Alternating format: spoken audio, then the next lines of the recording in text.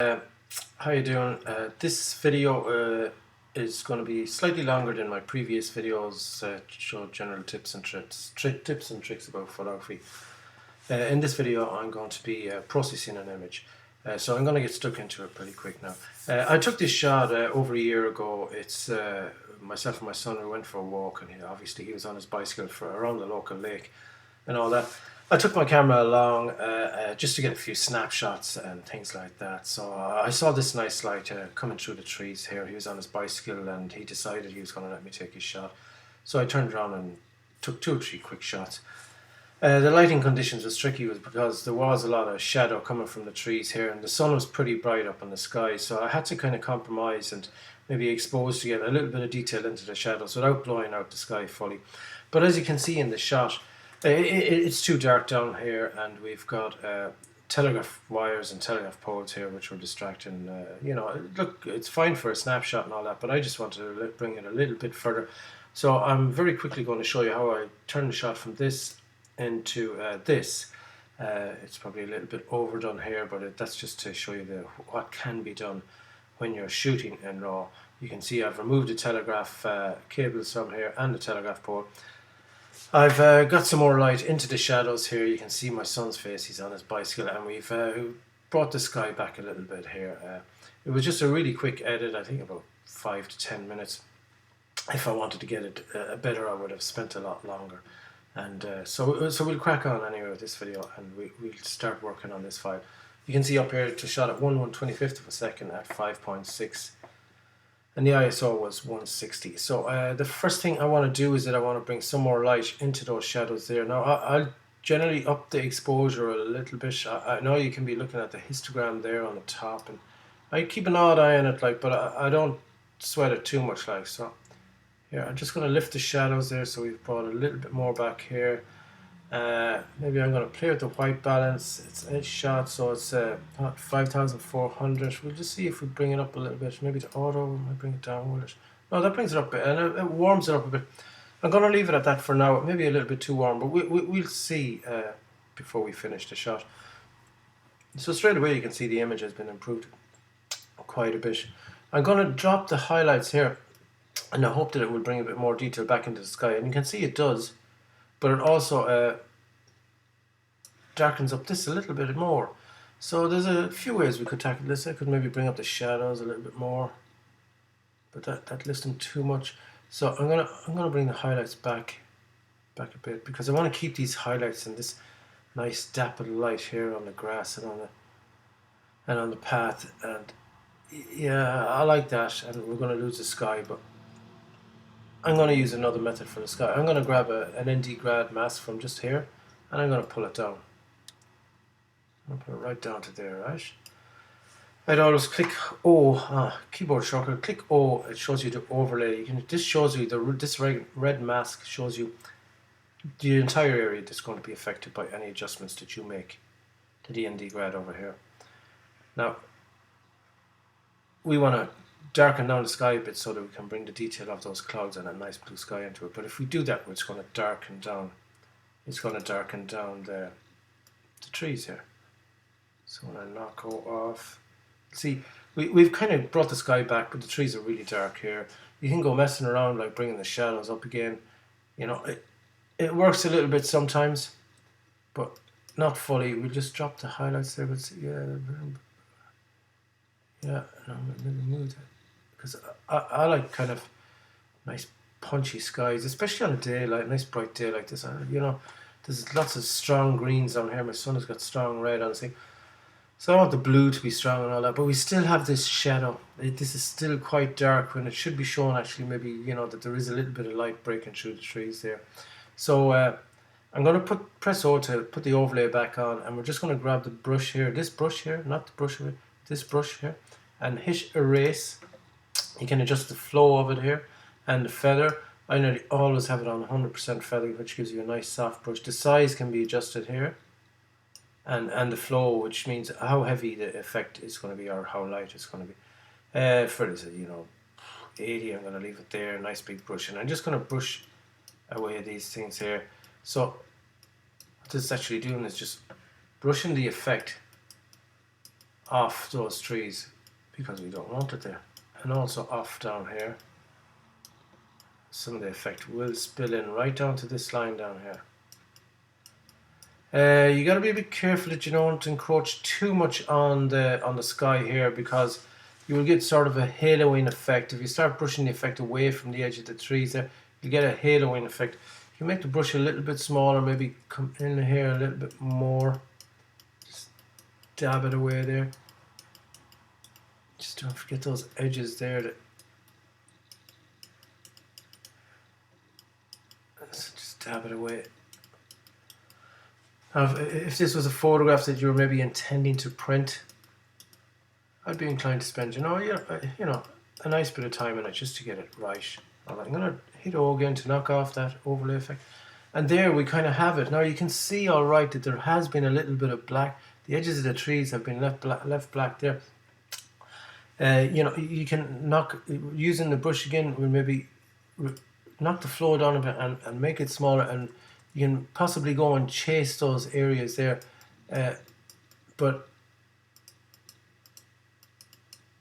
don't get too over enthusiastic about it, because it is very easy to get a sort of white haloing effect around the edges of the trees there, and you know it kind of does look very obvious.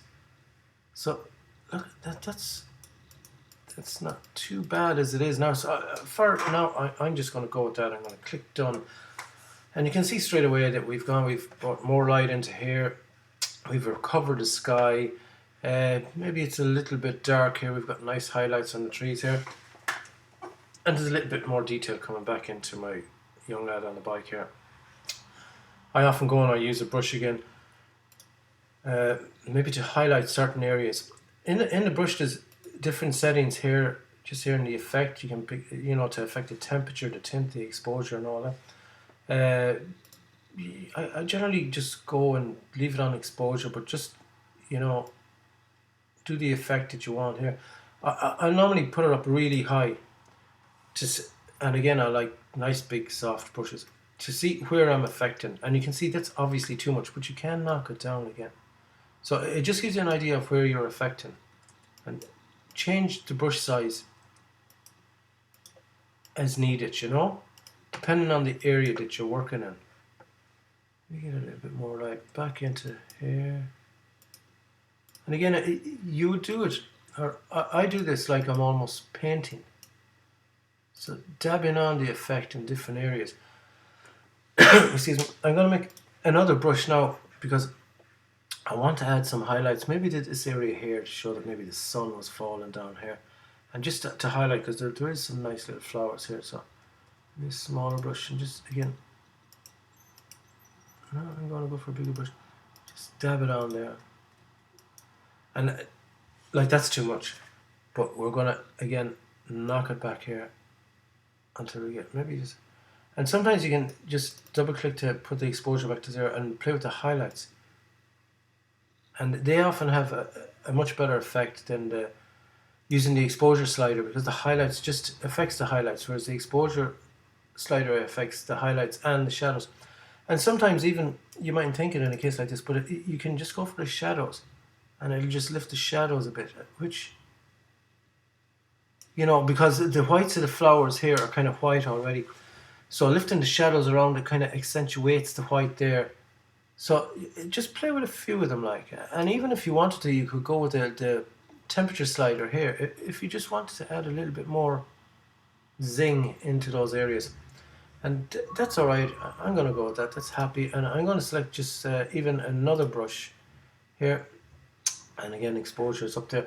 I want to just give a little bit more light to my sun here. So, not necessarily the face. You can see the face lit up. So it's not a matter of, you know, getting the face very bright, but it just highlighting the fact that there is someone here, you know. So just, again, just little spots. And again, that's way too high, but we're going to knock it down until we get somewhere that we think is that. Again, no more than the flowers over here, you could try, instead of the exposure slider, you could try the highlight slider. That sometimes has a more subtle effect, and the shadows slider. So I've added in a little bit more light there to him, and you can see he's lit up more and he stands out more in the shot. And that's not bad, except, and it's very hard to know when to stop. And I know when I originally done this, I grabbed yet another brush up here, and I decided that I wanted just going to make it big, use the square brackets to make it bigger or smaller, or square brackets on the keyboard. And I decided that I wanted to really make these shadows really pop. And I done this, and even the ones in and look, I probably went a little bit too far at the time. Again, knock down the, double click that to put it back to 0, maybe play with the highlight slider again. And you can see, I don't know if you can see there in the video, but I can see that that's adding a little bit more light into the path, and that's what I'm going to do. I'm going to leave it at that. Again, I'm going to go with another new brush, just click new there. And I think I want to get a little bit more light in coming through these trees here. Maybe a neat medium-sized brush, dab it and maybe rub it over different parts.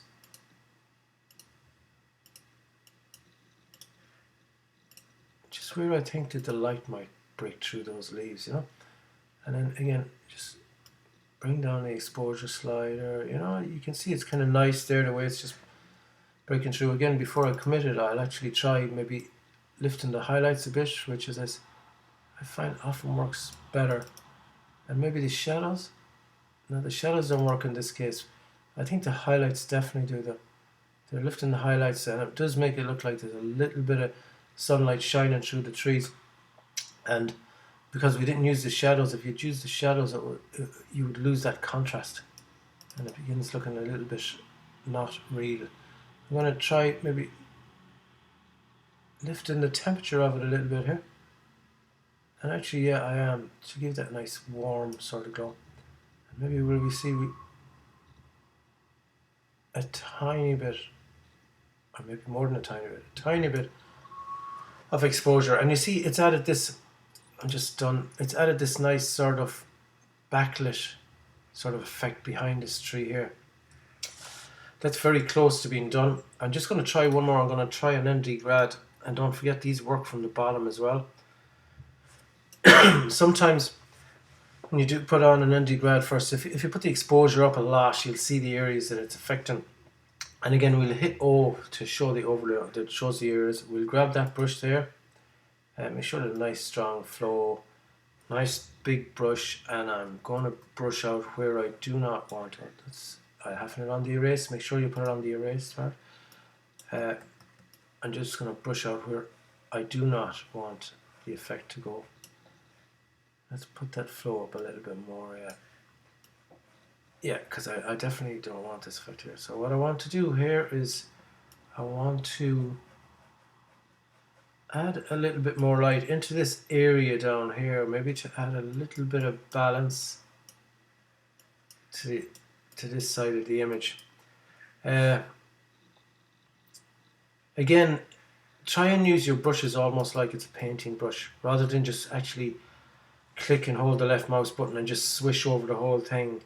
You know, yes, sometimes you can do that, but you know, sometimes the effect is more subtle if it's dabbed and painted on. I'm going to knock off O, so I don't want to see the overlap. Double click this to return that slider to 0. And let's see, well, I can play with the exposure slider here to bring a little bit more balance back in, and you can see it's bringing a little bit more balance, or a little bit more light back into that thing. But as before, I'm going to play with the highlight slider as well. I mean, yeah, that's not bad. And then I'm going to try the shadow slider. The shadow slider lifts it a bit there. Actually, they all kind of work well. I think actually the highlight slider might work a little bit better here. Yeah, it's just adding a little bit more balance down here, and it's giving us really nice dapple light coming through the trees. Maybe I'll get a little bit of exposure as well. Yeah, and what I'm going to do is I'm going to up the clarity slider there a little bit as well, because at the moment it looks a little bit soft, you know, because we've lifted the overall exposure. We're losing a little bit of edge detail on the shadows and all that. So if you just throw up the clarity slider a lot. That shows you that's a little bit too much and it looks a little bit too rough and edgy. But put it back to 0 and then just slide it up a little bit. Right, okay, and that's good. Have it up to 16, maybe a little bit too much, but it does show you, it gives you a definite edge to those shadows and highlight areas there. I'm going to click done. There's just one more time. I'm going to add one more brush here. Not that big. I want to add a little bit of definition and light down here, and so let's try up an exposure, which is, yeah, the exposure works alright. Just try the highlights. Yeah, the highlights work good as well. What about the shadows? I prefer the, I think because the effect, I'm looking for a subtle, yeah, the exposure works there. Yeah. Click done, and that's okay, I think. As I said, it's very hard to know when a shot is fully finished. I think I could probably have a little bit more light going on around my son on the bicycle here. It's just a little bit lost, and maybe if I brush in a little bit of highlight behind the handlebars there, might make him stand out a bit. Sorry, a little bit of shadows and maybe highlight, yeah. I think there's probably more work I could do here.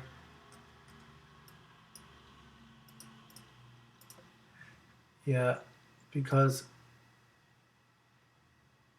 I think he needs more. He needs to be lit up a little bit more. So I'm just going to have one more go. As I said,